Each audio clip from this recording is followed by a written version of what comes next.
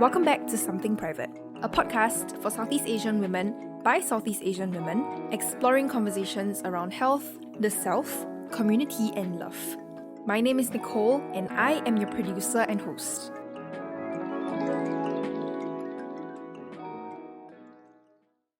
We're starting off the season with an episode on egg freezing, which is essentially prolonging a person's fertility. So if you're tuning in and immediately thinking, fertility, can't relate, hold on. Sis over here is 25 and I've never been more convinced to freeze my eggs, especially since I know I won't be settling down anytime soon, nor will I have kids before I'm 35. But the conversation around fertility cannot wait until then because of the whole concept of a biological clock. So not only is it more difficult for women to get pregnant as they age, but also the number of eggs we have is limited. So for persons who are assigned the female reproductive system at birth, has anywhere between 500,000 to 1 million eggs from the time that they are born. And this number drastically declines from there. So it's estimated that by the time a woman is 30, she has lost about 90% of her eggs. And by the time she's 40, she's left with 3% of her eggs. So if you are in your mid-20s, someone like me, I've probably lost about, I would say, 80% of my eggs by now. The other thing to consider is that not only do we need to think about the quantity of our eggs, but also the quality of our eggs. So as the number of eggs declines, so does the quality of it. I can spend a whole other episode going into fertility, reproduction, but I think what really struck me while doing research on this topic was that in Singapore, only persons with medical grounds are allowed to freeze their eggs. So social egg freezing, as they call it, unallowed. So let me introduce you to my guest for today. My name is Juhee. I am 42 years old. I've been living in Singapore for the past now 14 years. I'm also a founder and enabler of a company called Fertilised. Well, I started this business because I was always daring career woman, and until a moment that I realized, I need to seriously plan my family. I realized that I could not do egg freezing because it was too late, according to my doctor. So I set up this company to help other single ladies like my situation who loves to focus on their career, but also wants to have a family on their own in the future. If they want to plan egg freezing, I help them to go through that journey altogether. Tell me a little bit about the story of how you came to know about egg freezing. I always liked what I did. I started my career as a headhunter in Korea, and my boss that time brought me to Singapore. And after that, I had a very interesting career changes to a private banker. I found the banker's career fascinating, and because it brings the values to most of people. So it was always career for me, and I loved whatever I did. I was like always wanted to have a loving family with 2 to 3 children in my whole life. So it's not like one day I wake up, I want children. But family planning was something I just thought something I could not do it on my own. So I just postponed it, even thinking it seriously.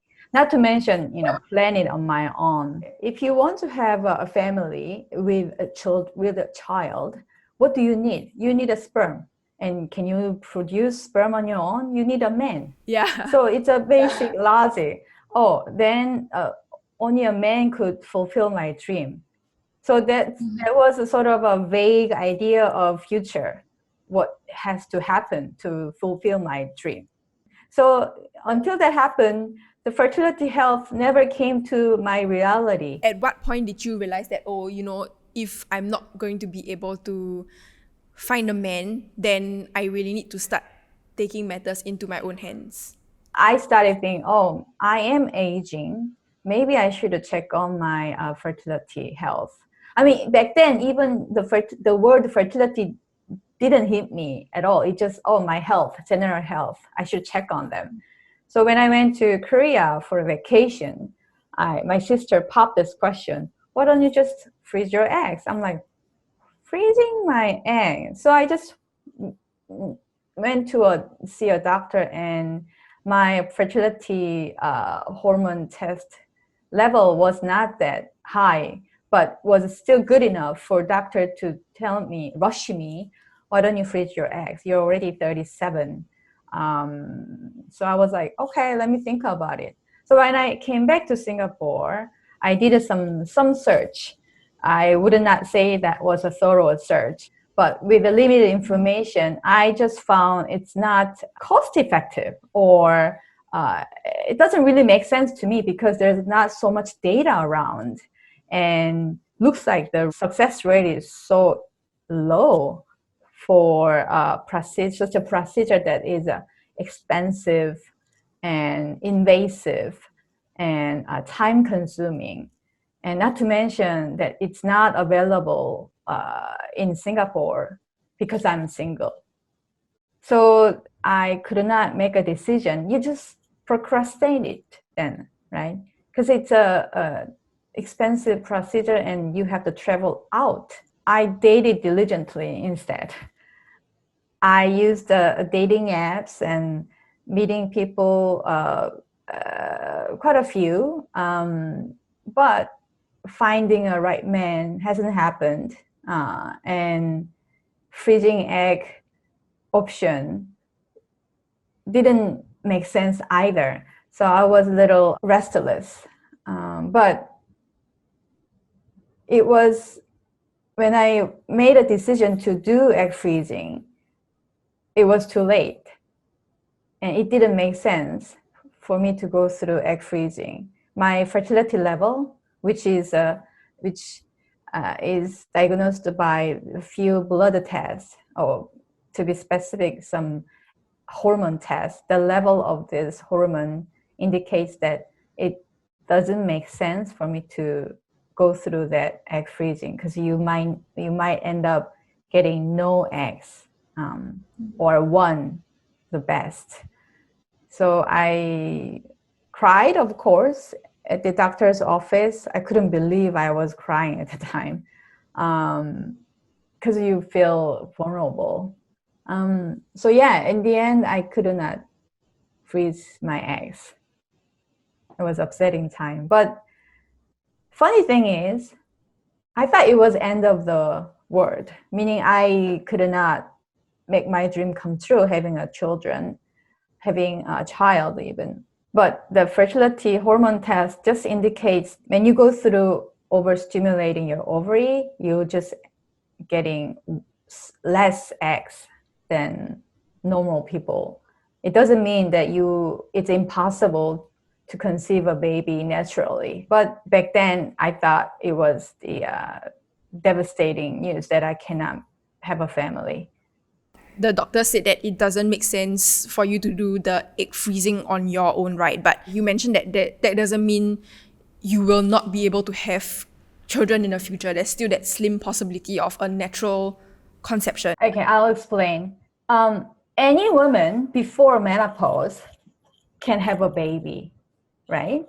It just, if you do egg freezing, you go through this overstimulating ovary, which will produce multiple eggs.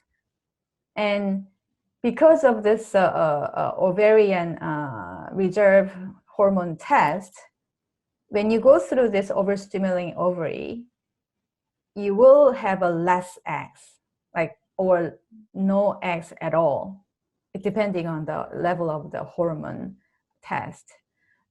That doesn't mean that you cannot produce an egg every month.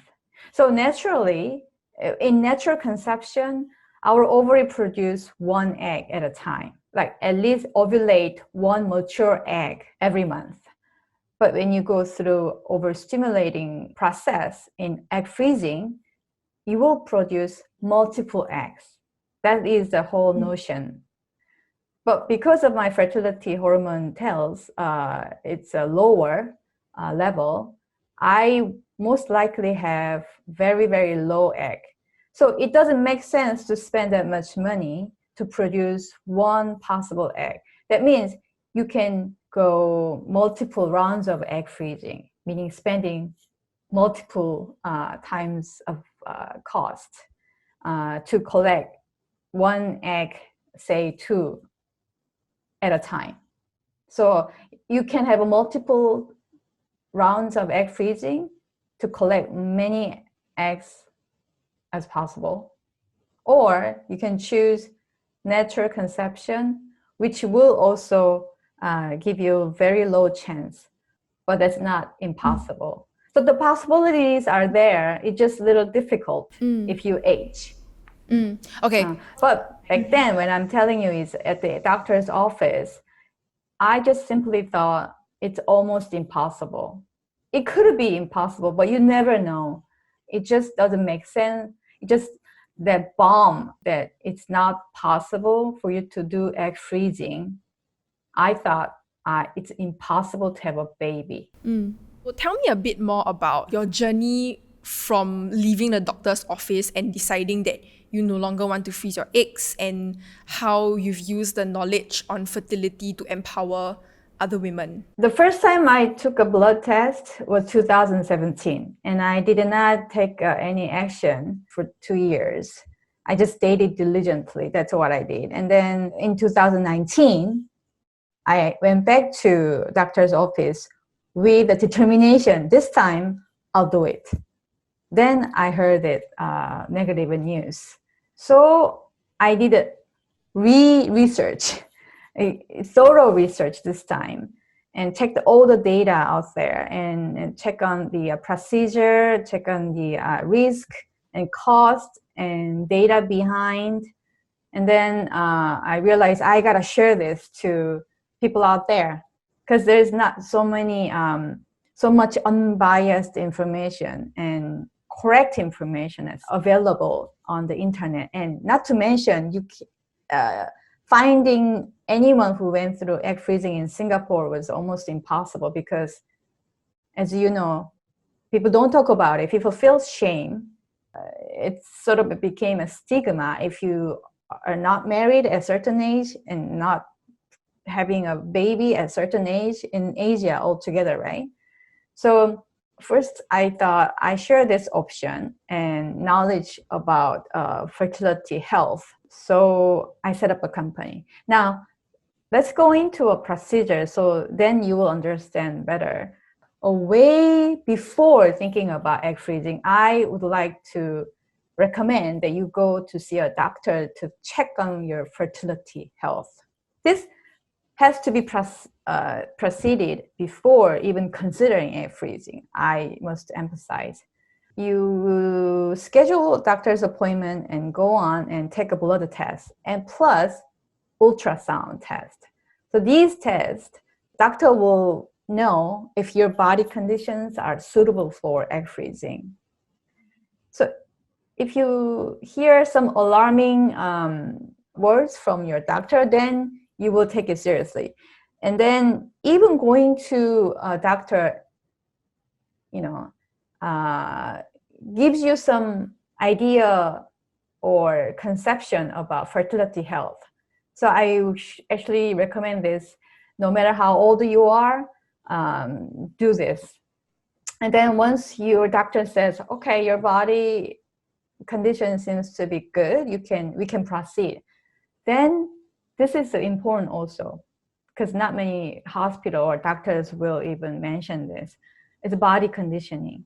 Once you are doing some search on one side, I want you to condition your body, at the same time, because it's all about quality of an egg. So no matter how many eggs you collect, if those eggs are not good enough, it will be useless in the end. So while you are doing research, condition your body through healthy lifestyle, having a healthy lifestyle and good diet and good exercise regime. And then third step is now you are going to get a hormone from a hospital and then do a self-hormone injection for 10 days. So this is when you make a decision, actually do egg freezing. Like I said, in natural conception, your ovaries only ovulate one egg. But these hormones will stimulate your ovary and grow all eggs in the follicles in your ovaries. So once it's all matured, the last shot you will give injection will induce ovulation artificially. And then the last step of procedure is surgery. So you're going under mild sedation, and it will take about 15 minutes. And once eggs are collected, and it will be kept in a specially designed tank, and it will be frozen. Now I must emphasize on the final step of the whole egg freezing journey. It's IVF. So when you think about egg freezing, you think, oh, the procedure in a hospital and freezing it. That's it. No, you have to think through what will happen with these eggs in the end. When you decide to use your frozen eggs, later years, you have to go back to the hospital and go through this process called IVF, meaning fertilization outside of your body with healthy sperm, with, of course, thawed your frozen eggs. And this IVF procedure is also very expensive. But not many people think about this IVF process in the end when you do egg freezing. So this is a technical part. So big 5 steps. 1, blood test, ultrasound test. That should be done way ahead. And then second, when you are thinking about it, when you're doing research on the internet, do body conditioning. And then once you make that is the second step. And then third, when you make a decision, finally, let's go back, then the doctor will give you necessary hormones, and you will do self-injection for 10 days or 9, depending on your body condition. And then the last part of the egg freezing procedure is surgery, and which is actually easier because doctor will do, you just lay down sleeping. And then the final step of the whole egg freezing journey is IVF, and which will cost you another arms and legs.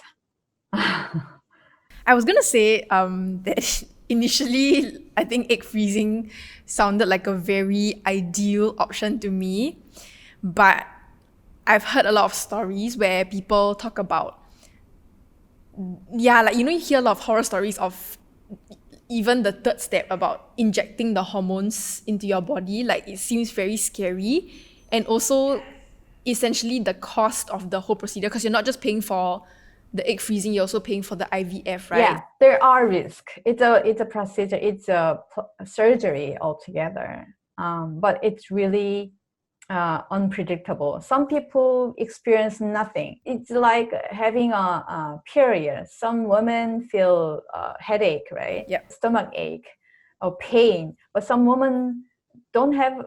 I don't have any period of pain.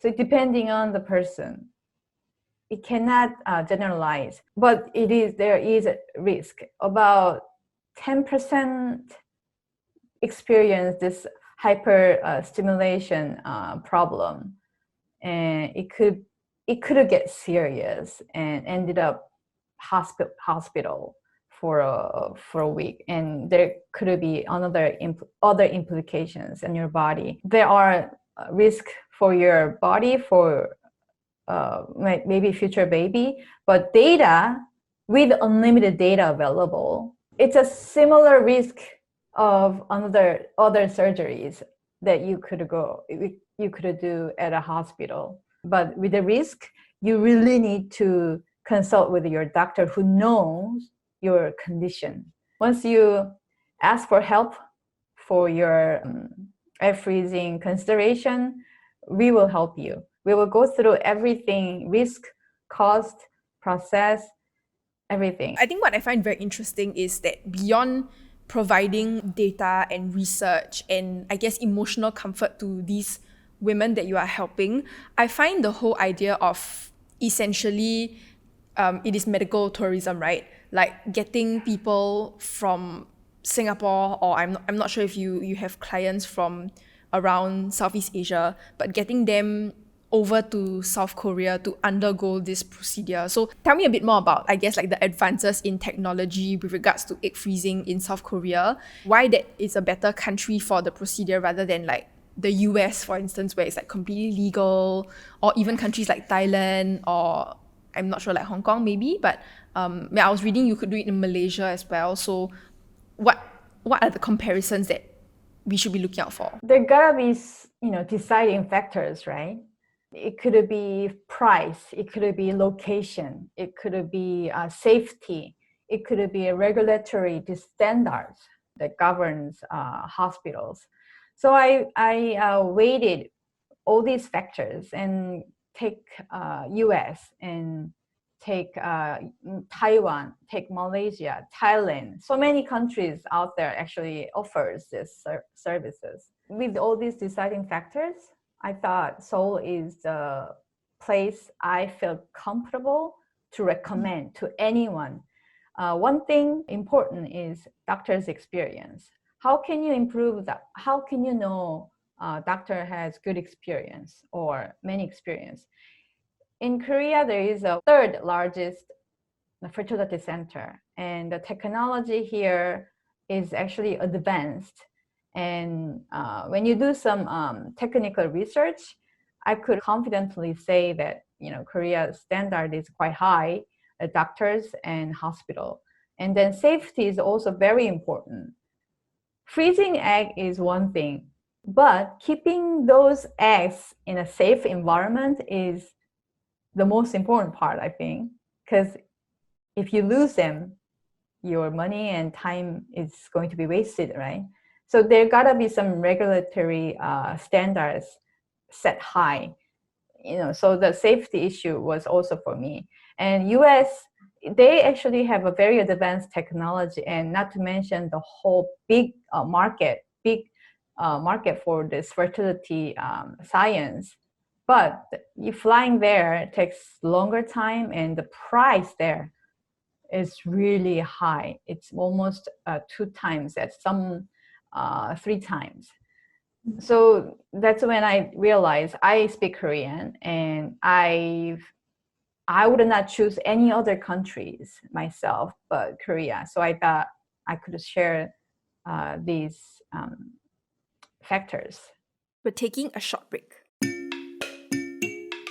Something Private is a podcast produced under media publisher Our Grandfather's Story. Watch our new episodes every alternate Tuesdays on YouTube, and listen to us on Spotify, Apple, and Google Podcast every alternate Thursdays.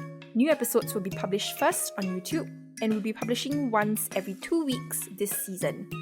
We've also just launched our new website, so pay us a visit at somethingprivate.fm if you'd like to share your story with us or work with us. Otherwise, you can send us a message on Instagram at somethingprivatepod or email us at nicole@somethingprivate.fm. We're immensely grateful for all the support you guys have given us, and we really couldn't have come this far without you. If you'd like to keep supporting our work, become our Patreon at patreon.com/somethingprivatepod. That's patreon.com/somethingprivatepod. Now back to the episode. So before the COVID, I ran this about 6 months. So I promote the business and let them know there is a service available for them. So I also had a public event. So all these participants were very similar circumstances. Women in mid-30s with a good career, just like myself. And a few people actually requested, what can I do? What should I do from here to go through egg freezing procedure? So we were helping them body conditioning and preparing actual traveling, but COVID-19 happened. So as a matter of fact, there are a few people waiting until whole quarantine lifts. My mission, Freedom Edge's mission, is to empower women, by providing this knowledge about fertility health and egg freezing, and then actually provide a practical option, right? Help them to travel and then guide them to a hospital and go through procedure together. And that was our setup. In the meantime, because I am in Korea, I'm doing the same thing. I'm sharing my knowledge with a career woman in Seoul. And recently I went on to this female-only career development platform. They invited me to speak for their members. So I'm doing all this campaign and to bring awareness to single ladies in Seoul as well. I'm wondering if you can share a bit more about that, of the women not only in Singapore but also in South Korea. What is the perception around like having children, fertility and stuff like that? So the whole egg freezing started with the cancer patients, because if you go through chemotherapy, some chemotherapy will mess it up, fertility altogether afterwards. So they started, this procedure, and then afterwards they started for healthy women because they found it's a possible. So there are two premises why it's possible. One is the function of ovary deteriorates faster than that of a uterus. So your ovary start aging at 30 years old, but uterus starts at 40 years old. So you can save younger eggs, when your ovary functions best, and then use them later time. It's your uterus still is in better condition. So the second premise is both quality and quantity of eggs go down as you age. So the longer you wait, the worse they can get. So these premises make it possible with this scenario. You can preserve your younger eggs and donate to your older self later time. Then why some people or some doctors don't favor this technology? Well, for me, I thought it's too artificial. I mean, I want to go through natural conception. That was my first thought. And there are not so much data around. And I feel like, am I going to be a guinea pig, for this early technology? So the whole lack of data is because the history of egg freezing is too short. So some of the scientific data that's available too is actually referred data from IVF, not pure egg freezing. So that's not also good enough. And also, an egg is such a fragile cell, and the process of this freezing and thawing them don't show high success rates. So you become so skeptical with all this cost. You feel like it's not, doesn't make sense. So there are some negative perception about egg freezing. I'm wondering if it's also because I think in doing our own research for this episode, on the end of Singapore, when I was looking at the statistics, right, there was close to nothing, or in fact, there was a statement put out by the government that said that there's no data at all because social egg freezing, which is, like you mentioned, like egg freezing for individuals who don't have a medical condition, is not allowed, right? So I'm wondering if it's also because of like a social stigma for like Southeast Asian or like Asian countries in general, where we don't want to encourage a woman to have her own family outside of a normal family unit of like a man, a woman, naturally conceiving, and as well as to think about, like having children at an older age. So essentially, to have a family at a young age, to have it in a natural way. I'm wondering if these are some of the reasons as to why there are people who frown upon the procedure or don't allow it in general. Yeah, but I understand where all these thoughts come from, but I can confidently say it's not going to be rushing to a hospital. For all ladies will wait outside of the hospital once Singapore government lifts the restriction on single ladies. No. They have to understand the whole society has been changed drastically. Women now are educated. Women now are have a good job. They don't feel necessary to find a man early, like a long time ago. They now earn enough money to buy bread. So the trend of having a baby or less baby or no baby at a later age is not going to be reversed. I feel that it's a antiquated thought for women to have a family early age, like in 20s, and have children early 30s. It's going to get delayed. It's inevitable. It's a whole social structure has been changed. I think they need to acknowledge that this trend is not reversible, and giving them an option doesn't encourage them to freeze their eggs, because it is invasive. Nobody wants to go through this ordeal with a lot of money spent. So my point is that providing unbiased information about fertility and fertility procedure, and let them to choose, give them option. And all women now educated, like I said, can make a conscious decision if they are fed with good quality information.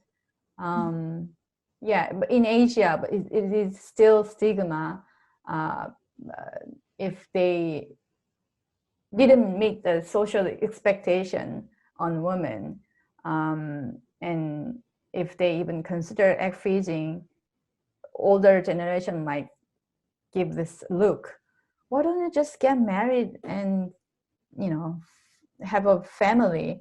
But that's not right perception, I think, on women who wants to control their life, wants to plan their career. Yeah, from that perspective, I think Singapore government needs to really consider lifting this restriction and let them choose.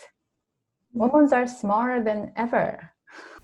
I have 2 points to make with regards to this. I completely agree.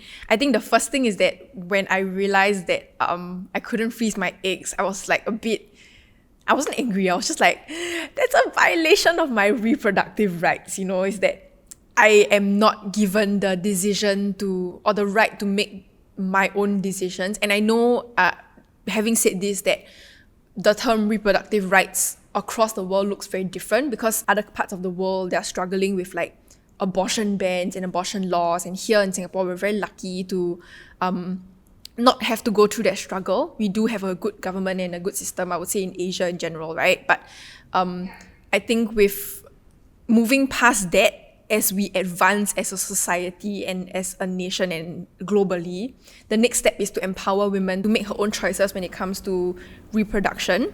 See, I love Singapore. I love how Singapore government conduct their governance, and very practical, pragmatical as well. But all on women, I think they need to be a little more flexible on women's issue. Yeah. Well, actually, to be honest, when it started using this procedure for cancer patients. That's almost 40 years ago.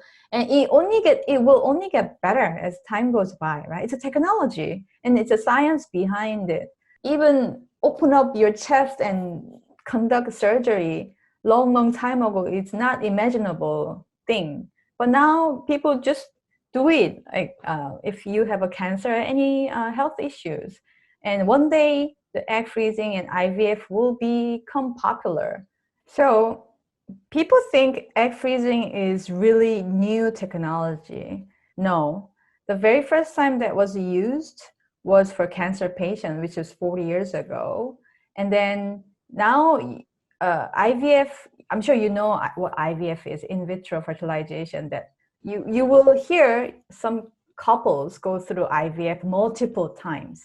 So part of IVF, actually the first part of IVF is same as egg freezing, overstimulation of your ovary. It just freezing egg part is not included in IVF. So in a nutshell, egg freezing procedure is almost same as IVF. So it's not really new. It's just the data that exam risk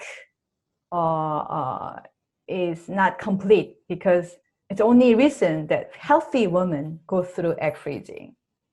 You know what I mean? So IVF is for infertile couple, but egg freezing is for healthy women. So you cannot really apple and apple comparison. In that sense, data is not a lot, but you can still refer some of the data from IVF when you examine the success rates or risk or other matters.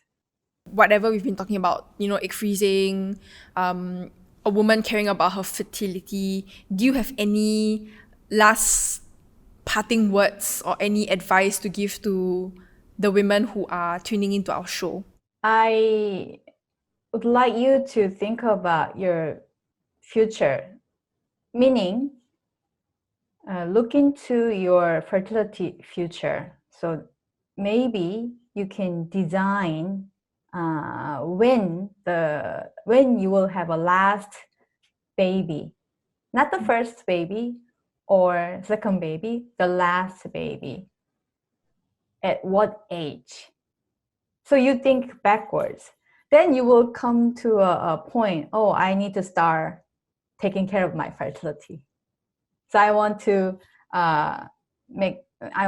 to consider your fertility health and your future. And at the same time, if you feel egg freezing is a powerful option for your case, then come to Freedom Edge. We will help you out throughout the journey. And